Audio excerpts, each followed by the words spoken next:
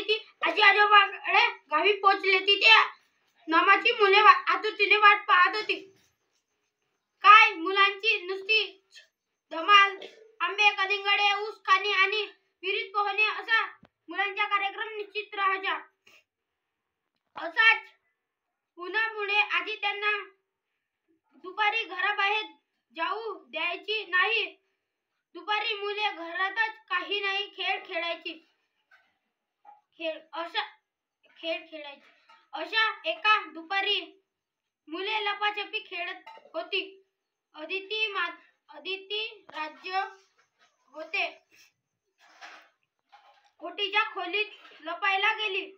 तेवढ्यात तिचे लक्ष कोपऱ्यात ठेवलेल्या जात्याकडे गेले. पहिल्यांदाच जाते पाहिले होते. काय आहे असे फुटफुटत तिने आपल्या भावंडांना ओटीच्या खोलीत बोलवले आणि जाते दाखवले. त्याकडे पाहून